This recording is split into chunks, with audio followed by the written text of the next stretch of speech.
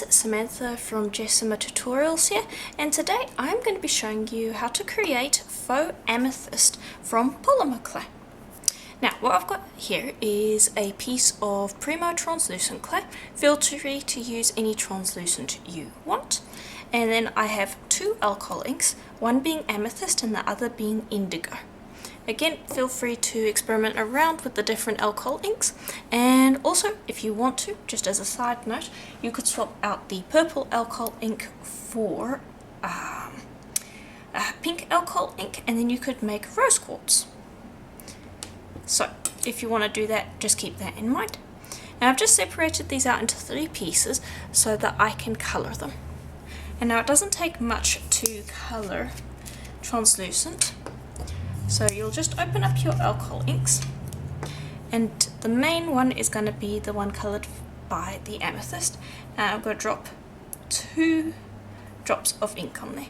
Then for this one I'm going to drop 1 amethyst on there, and for this, actually no, that one I'm going to drop 1 amethyst, this one I'll drop 2, and this one I'm going to just drop as small a drop of indigo as I can, because the indigo is an incredibly strong colour of ink.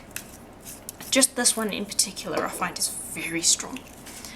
Alright, then I will just use my blade to just kind of spread it out a little bit. I could use a brush, but I don't really want to have to clean a brush. I just will spread it out a little bit so that it's not sitting in a puddle, and you just want to allow that to dry, and it really goes a long way. You don't need a lot. And I'll just clean that off, allow that to dry completely, and then you're going to mix that through your pasta machine to get your colours. Alright, and here is how those colours should come out once they're mixed through. And you can see there's a fairly big difference between them. If you really wanted to use only one colour, this one I think looks the most like amethyst. This one's a little bit too red, this one's a little bit too blue, but I think all mixed together it should create a nice blend. Now I've also got some pearl white and regular white Primo, and what I'm going to do is I'm just going to take all of this, and I'm just going to make sure that these are also in little clumps so that I can chop it up. And I'm not going to be mixing all of the white and the pearl white through. I probably will only use about 1/3 of each colour that I have here anyway. There you go. And I probably want to keep 2/3 of the white there, and then 1/3 of the pearl white, so that altogether that should equal about the same amount as one of these, roughly speaking. Right, and then I'm going to chop these first, just because the translucent pieces are a little sticky, so I don't want them to stick together just yet. So you're just going to take this and chop it up, and I have not conditioned these because it just makes it a little easier to get them to have nice crisp edges. And you just go chop it up like so. Should be pretty quick and easy. There we go, and that should just about work. And then I'll just mix that together so that there is a little bit of a blend, and then put that to the side. Don't squish it together, just put it to the side. And then I'll bring these guys over, and I am going to just pop them together into one solid piece.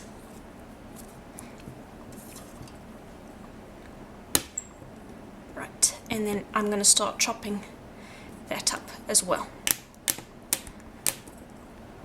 And you just want nice small pieces from that.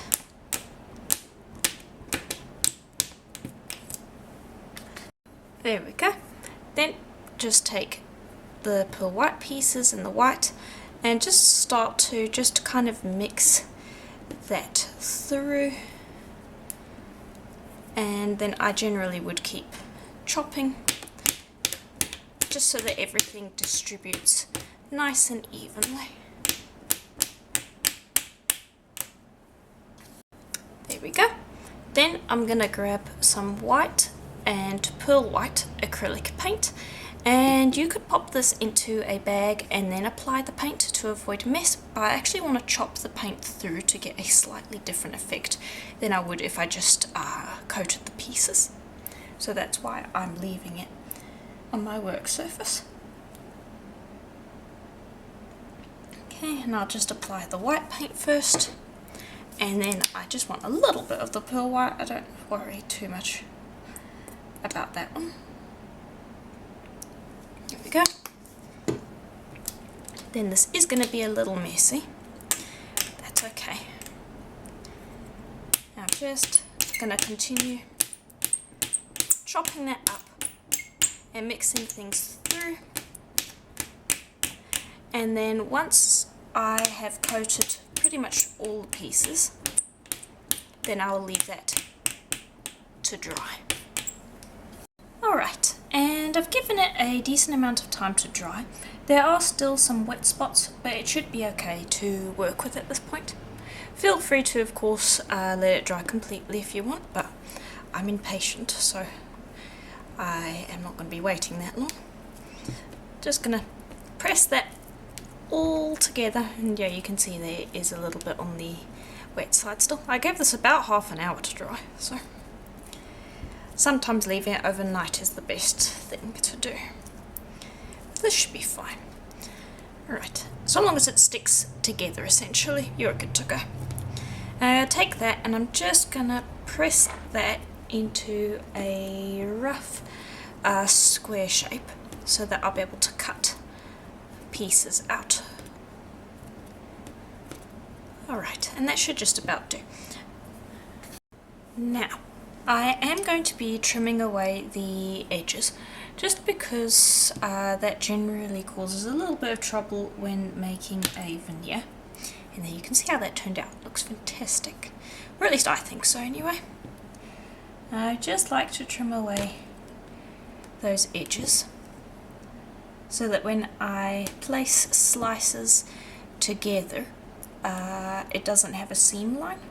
And these, of course, you can use for multiple different things. A good sand will get rid of it very quickly, so it's not like they're unusable. I just don't like to have them as part of the main cane. Right, and I'll just nick away the edges here.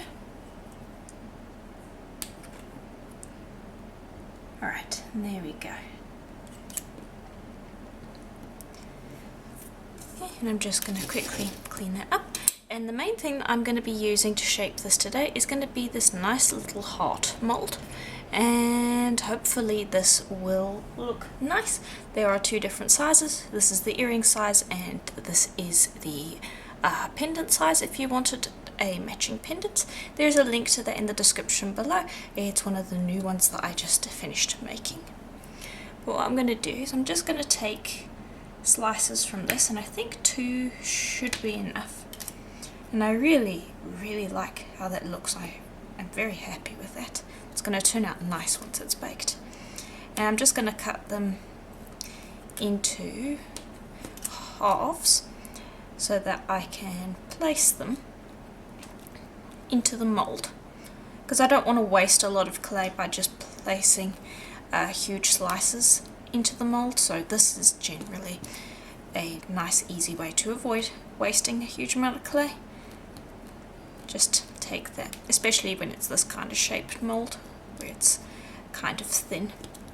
And this is why I wanted to trim away that extra clay, so that when I join these pieces all together into the mold, they join seamlessly.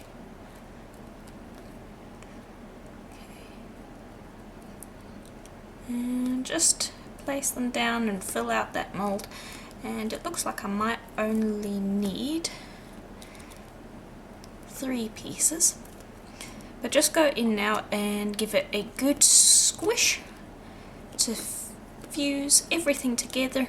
And if you do need some extra pieces, you can always just chop and place that down, because again, it's not going to really show up much in the way of a seam line, so you're perfectly good to do that. And there we go. That's how it should end up looking. Then you're very gently going to pull away from the edges. And just be gentle. If you find that it's not behaving itself, you can always pop it into the freezer to firm up the clay a little before doing this. I will generally just go around the edges and gently lift, and it should pull away relatively easily. There we go. And gently tap that back down, and there you go. You've got yourself a nice heart. And then I'm going to make another one so that I have a pair of earrings. And there we go. And I've just placed them onto a piece of paper so that they have a nice surface to bake on. And these will be baked for a full hour at Primo's recommended temperature. Right, and while those are doing that, I just think that I'm going to take these and I'm just going to show you how I would form them into a veneer. You can take them and just pop them on top of each other like so. And it should be fairly easy to overlap them without the paint showing up. And there, that's how I would do those. And then you can just grab your roller and give it a quick roll, and that will kind of stretch and deform it.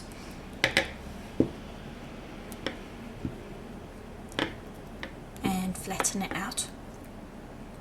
And once this has baked, what you would do right now is you would end up cutting out your pieces, whatever you wanted to make, bake it, and then once you sand the back, that paint will clear up very quickly, and then you'll have a double-sided piece there too. And as for this, the way that you would assemble it is very much the same. Just take your slices of clay and you'll just pop them together, and again, because they have no seam line, they should form together very easily. Okay, and then you can either use a piece of paper or your roller to burnish that together. I'm going to just place a piece of paper there because there is still some paint that's not completely dry. And there we go. You've got something very similar to what was formed with the cabochons. And that is how you would essentially use those pieces. So I thought I would just end up showing that. And here they are out of the oven. And so they've darkened up a little bit. But other than that, they look pretty much the same as when they went in. I have given them a quick sand to remove any paint that was on the surface, just with a 600 grit sandpaper, nothing too special, because I'm going to use some varathane varnish to give them a nice shine. So this is just a varathane gloss varnish, and I'm just going to take that and apply that to the surface, and then let that dry, and then also apply it to the back as well. And that should take about 15 minutes between coats to dry. Alright, and here is how it looks after that varnish has dried. And this is just one coat on each side. You can see it gives a nice shiny finish to the piece. Right, now I am going to assemble it. And so what I've got here is a little head pin and a real amethyst bead. I've also got a ear wire, and if you give me one moment, I will just, here we go, I forgot to get this out, a little eye pin. And all I'm going to do is I'm going to use this first, and this I'm going to use to attach this piece to my earring. I'm going to just position that right in the center there and twist.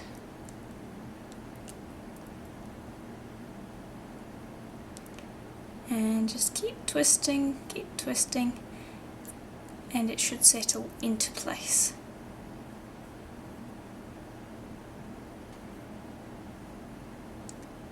There we go.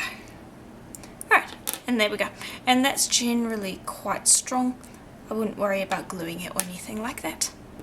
Put that to the side, and then for this I am going to just grab a pair of pliers, just snipping pliers, and a pair of round nose pliers, and I'm just going to make a little loop, drop that down, and then trim away the extra wire.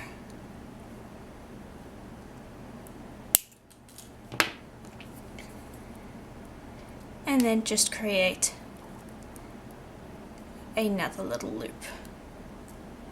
There we go. Then you just pop these guys out of the way,